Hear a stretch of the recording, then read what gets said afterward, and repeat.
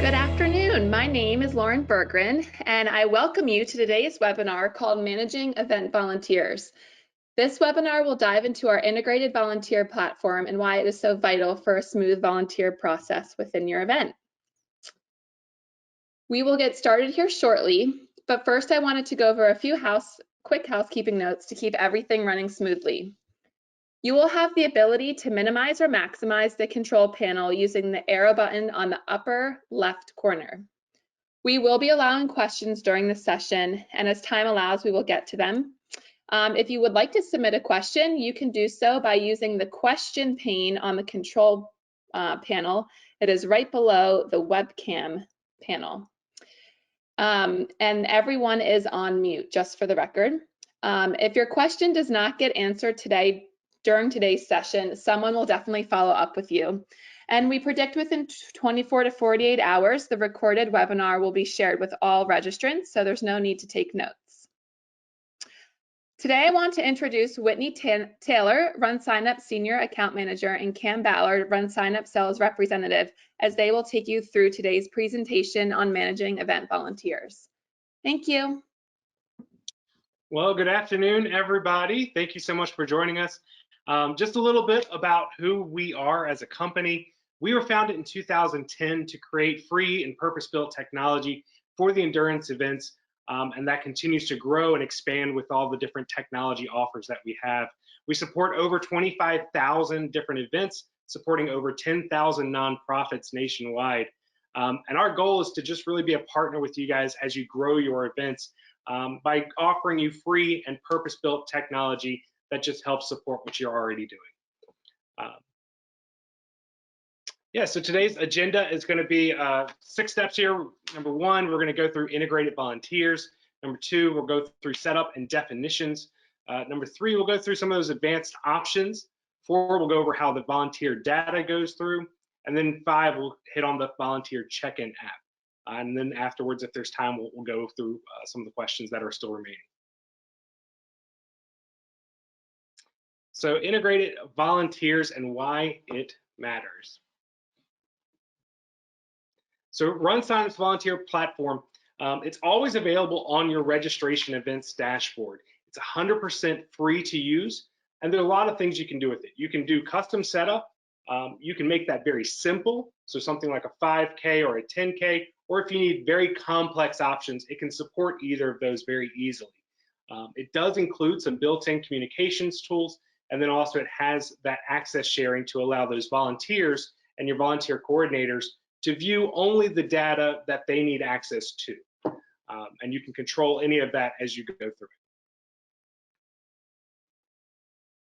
Some of the benefits of the integrated volunteers is that it gives you that consistent UI across the platform. It really makes it easy for your supporters to engage with the product there. The volunteer tab can be added in. It's automatically added, but then you can customize where that section is showing up on your website. So it makes it very easy for your volunteers to find that registration and go ahead and sign up and engage with you. Volunteers can then access their assignments right on the GiveSignup and RunSignup profile. So they don't need to create anything extra. They can use the same registration emails and logins that they've been using before, and they can access all that information for your event right there. It gives them that single source for all the race data.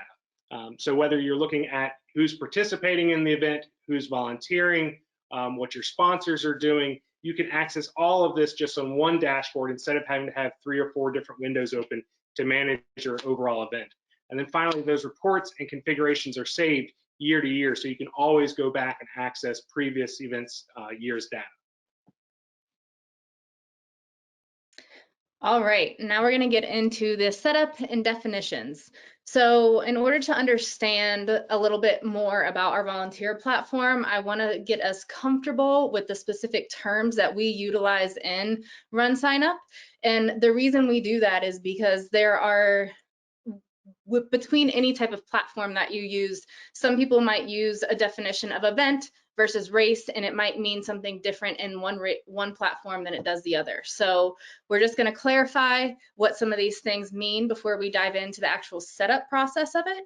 So the first one, we're talking about tasks. And so tasks are basically the specific thing that you want your volunteer to do. So you could have hundreds of tasks, whether that be putting cones out, water stop, bid pickup, race day. Then we have our task time slots, which could potentially be multiple time slots within one task. These are just saying on a given in a given time frame, this is where we want our volunteers to be.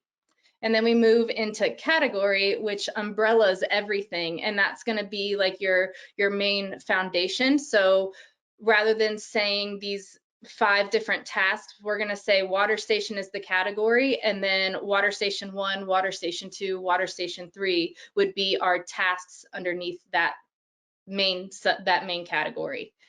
And then when we come down to the definitions of the coordinators, a task coordinator manages that specific task, and then the category coordinator manages the task, oversees that umbrella, so the entire task as the water station, and then the task coordinator would be for water station 1. So those are our definitions, and now that we know that, we can get into the actual setup process in the RunSignup platform. So the first step that we do is we go into the RunSignup dashboard. Volunteers is right there in the race setup dashboard. So you'll go to the race dashboard, volunteers, and setup. And then once you're there, your first step is to create your tasks. And those tasks, again, are certain things like packet pickup, water, awards, or maybe it's putting cones down for your race, whatever it might be. We then add those tasks to the system. And in this setup process, you have the ability to define your task as detailed as you want. So you could put a description if you'd like. You could put a specific location if you have a place where you want them to show up. In addition to that, you can set age limits. So let's say you have a volunteer task that people are going to be serving beer at the end of your race. Well, you don't want an 18-year-old serving beer. So you could put an age limit that they must be 21 or older to sign up for this task.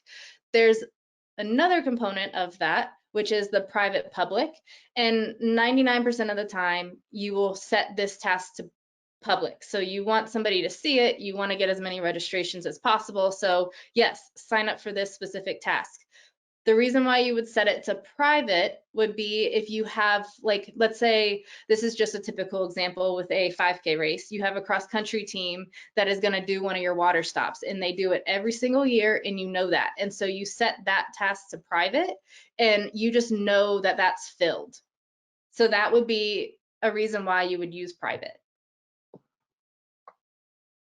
Then we're going into how you set up the task coordinator. So once you've created that task, you can assign a coordinator, which essentially is your like task manager. So if you have somebody that you want to be notified when a volunteer signs up, if they are going to be the one that's kind of leading, let's say I'm going to use packet pickup, for example, if they're the one that's leading packet pickup or bib assignment, then you assign it to them and they can manage those volunteers.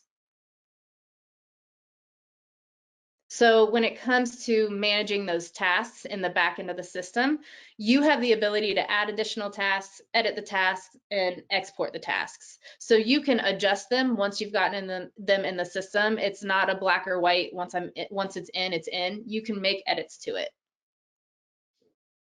Now our next step after tasks is the time slots and resources. So with time slots and resources, essentially this again is just creating your time slots. So you might have packet pickup and it might go all day on Saturday from 9 a.m. until 5 p.m. Most volunteers are not going to volunteer their time unless they are the super VIP volunteers. They're not going to volunteer their time for the entire day. So you break it up into time slots so that you can give them a break, but also entice more volunteers to come. And then you can also set a minimum and maximum amount of volunteers that you need per time slot. So once that's filled, then that time slot gets crossed out. So then they can't register for it anymore. Now, a very important part that you definitely need to know about, and I want you guys to remember this, so if you need to jot down notes, please do. Resources needed. This is not your to-do list. This is public. So your volunteers, somebody coming to see this page, they are actually going to see what you put in resources needed. So don't create your to-do list or the items that you need to get in this resources needed. It is specifically if you need a resource and you want the public to know about it, so maybe they can provide that resource for you, that's why you would do this. So let's say you need 5 big white tables that you can use for bid pickup. Then you would put that in there and hopefully somebody would reach out to you and say, hey, I have 5 tables you can borrow. So that's what the resources needed is for. Now on to categories.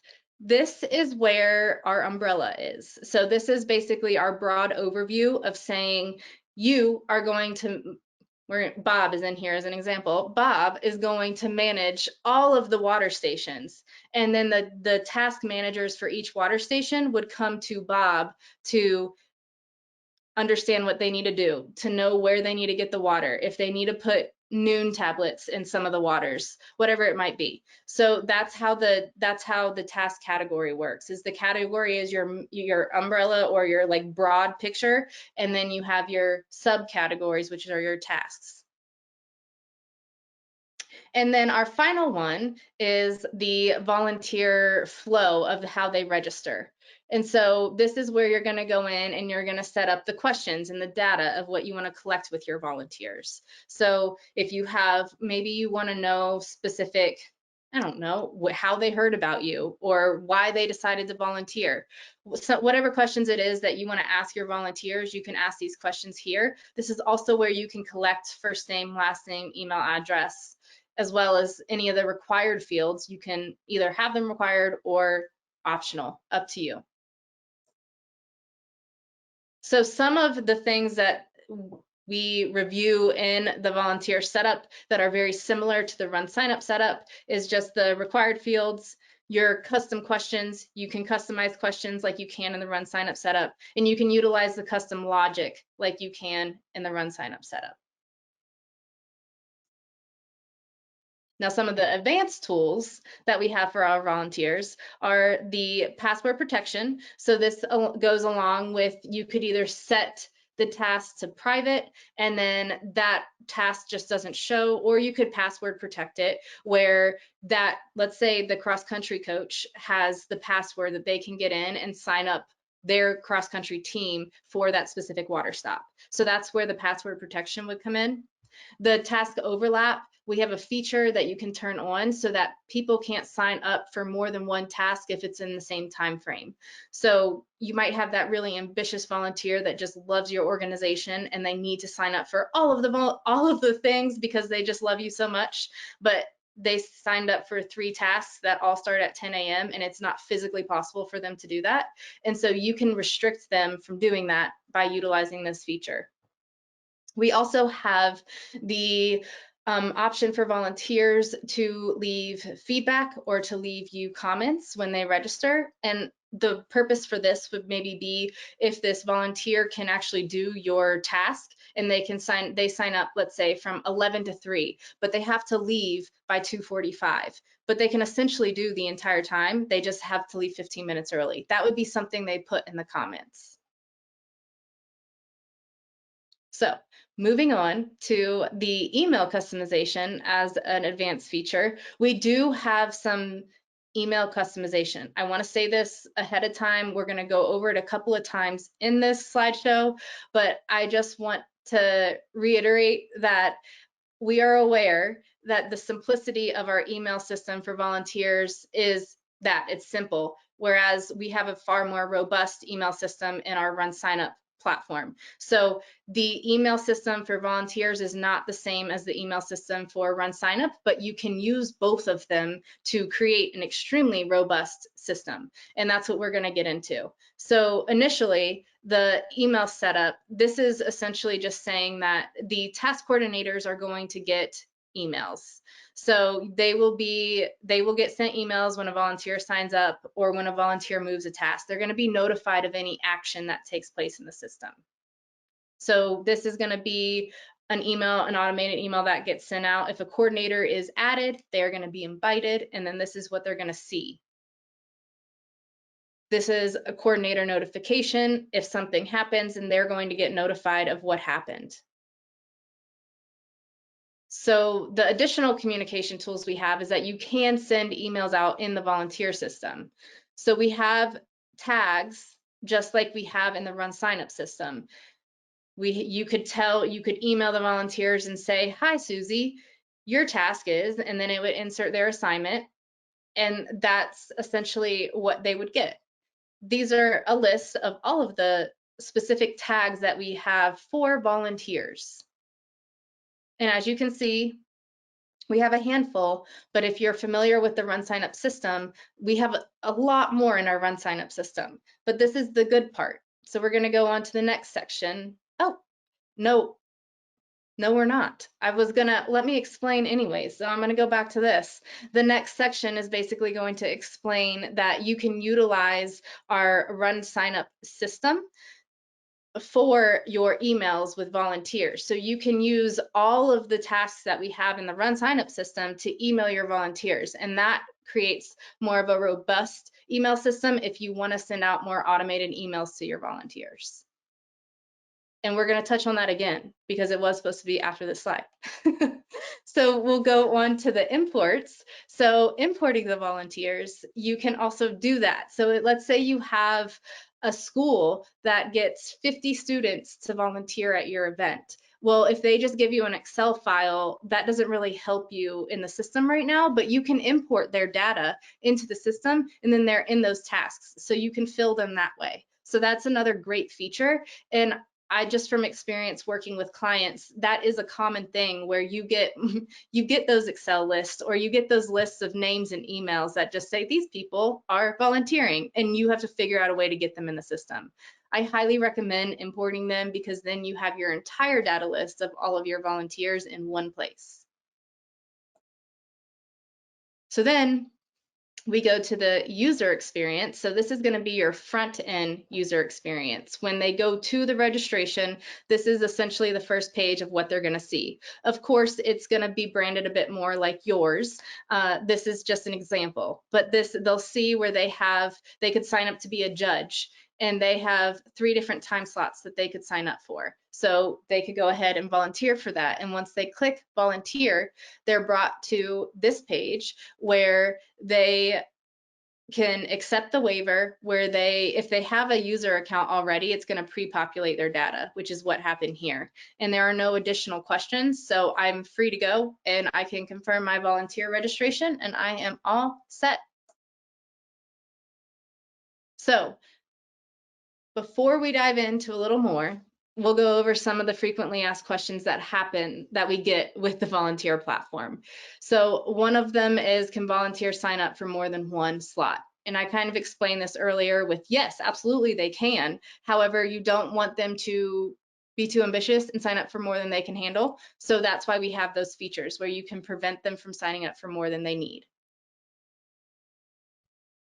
Can I set up automated volunteer emails? This is what I was talking about with the emails. So this is essentially, the answer is maybe, because if you are the volunteer coordinator and you are not the race director, then you might not have access to all of the RunSignup dashboard. And if you don't have access to all the RunSignup dashboard, you don't have access to the email marketing system in RunSignup, but the race director can provide you access to that.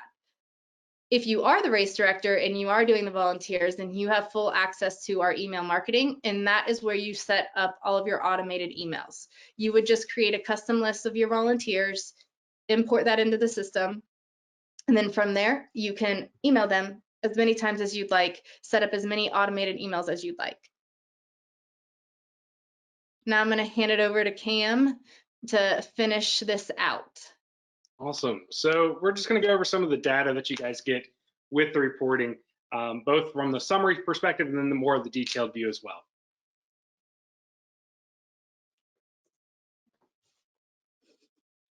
So like I said, summaries, and you have the full volunteer reports there. The summary report is just going to give you a quick snapshot. So you can quickly see on that first example there, you know, we've got all of our different stations listed out there. We see if we need more people for them, how many people we want, what's our minimums, what's our maximums, like we've just set up in the setup features there. We have our goals, and then we have our percentage of goals. So it's just a really quick way for you as the race director to see how is my volunteer participation going, or if you are the volunteer director and you see that you're directing station number 1, you might want to get a little bit, you know, more after it to get more of these volunteers involved. The volunteer report gives you a little bit more detailed view of each individual person that's volunteering with you. You can group these based on a single task, or you can look at your overall volunteer list. When you do that, you've got access to generally the same data you would have for the participants. Anything that they filled out, you've got it. Phone numbers, emails, answers to any questions that you've added in there as well. So we're going to take a quicker look, or a deeper look into the summary report, just so you can see that and how that looks. So you can see here on the left, we've got the 3 keg handler stations, or the 3 keg handler time slots, I should say, and then you have the judges. So they've got the 10 to 11, 11 to 2, and then 2 to 5. And we can see that one person is signed up for that 11 to 2. That puts us at 50%, and it's telling us that we still need more. On the judges, we said that our minimum goal was 1+. We've got 2, so it's saying our minimum has been reached. If there was any sort of maximum capped on that, then it would show us when we've gotten to that max setting there. We're going to jump into the detailed view here, where you can see more of the volunteers on an individual basis. And this is really going to give the volunteer coordinator that detailed breakdown that they need for each volunteer. Like I said, it can be split up per task of volunteers, or they can look at their overall if you just have one volunteer coordinator for the entire event. They can go into any of these different participants, and just like you can for the registrations, you can manage that registration for each individual. The volunteer coordinator or the race director can do that as well. By clicking in there, they can do things like resend a confirmation email, or they can you can actually let them remove them from a task completely, or switch tasks if you need to as well. So everyone's really excited about this. This is our volunteer check-in app that we have, and we're just going to take a quick overview. There is an upcoming webinar, and I think the date comes up later in the slideshow here. So if you guys are interested in a deeper dive into the app, you can definitely sign up for that one, but we'll jump into this check-in app just a little bit. It can be downloaded from any app store, Google Play, Apple. Makes it very easy, though, to see how many people have actually shown up on site. And if you need to make any last-minute adjustments, you can do it right there from the use of your phone. So first thing you'll do when you need to set this up is you'll go into the Enable Check-in app setting, and you'll say, when does this app open up? When can I start checking people in? When does that finish up? You'll set a password for that as well. A lot of times people will just set the password as whatever the event date is, or maybe what the event name is, just to make it very easy. It also gives you an option to add a hint. A lot of people just give a very distinct hint of what that password might be, maybe even telling you what the password is. That way you don't have to run around to each station reminding people of what that check-in app login is. From there, once you've downloaded the app, you'll find your event in the search column there. And then you see at the top, you can update any of your settings. You can lock that application if you needed to. And then we'll jump into the check-in a little bit more and what that looks like to check in an actual volunteer when they get on site.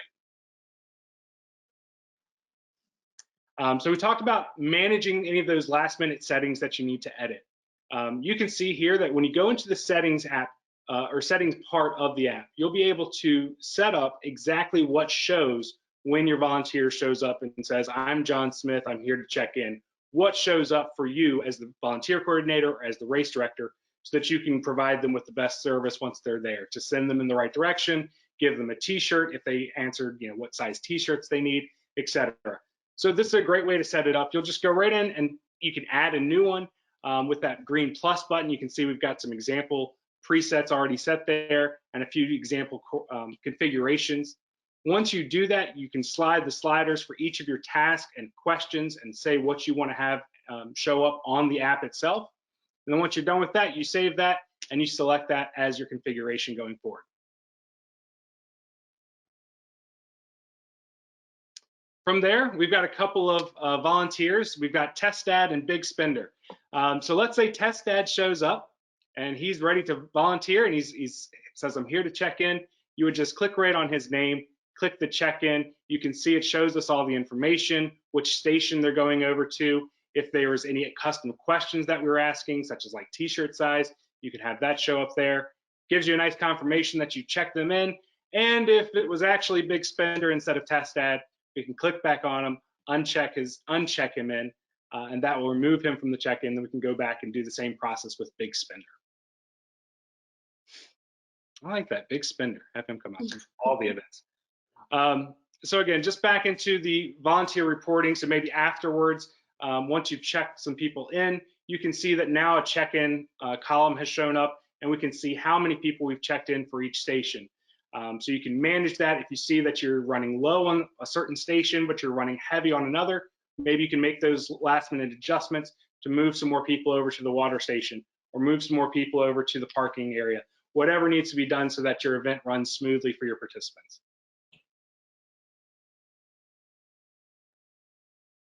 And then finally, just in the detailed check-in report, you can actually go in and see participant or volunteer by volunteer and see if they actually checked in, very similar to how you would see it with a participant check-in.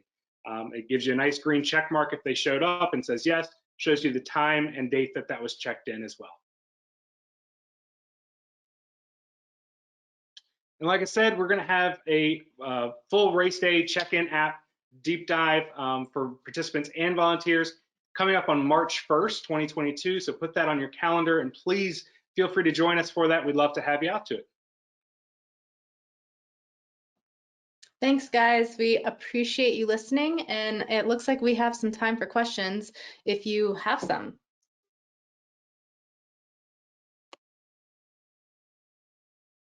There are 2 questions right now, or 3. I just answered one. Whitney, are you able to see them on your end, or would you like me to read them? If you could read them, that would be awesome. Okay. Is there a way to export all of my volunteer data into an Excel sheet? Currently, I only see how to download by task. Yes, you can. So, well, it depends. So if you are looking to export all of your volunteers, yes, you can export all of your volunteers by going to that report. Off the top of my head, I cannot walk you through specifically how to get there, but I can grab your email from this and I can email you the steps. But yes, you can export all of your volunteers into one Excel file. Awesome. When assigning a task to a volunteer, is there a way to assign it without automatically sending an email? Yes. So it's something that a race director, somebody that has race director access would be able to do, and it's in the notification section. So it's under race notifications and then general settings, and then you'll have a list of all notifications that automatically go out of our system, and that's where it's located. So if you have race director access or you have access to that general settings tab, then yes, you can uncheck it so that it doesn't go out. Great. Does the race day check-in app notify the task coordinator also? Great question. I'm not 100% certain on that one. I do not know that answer.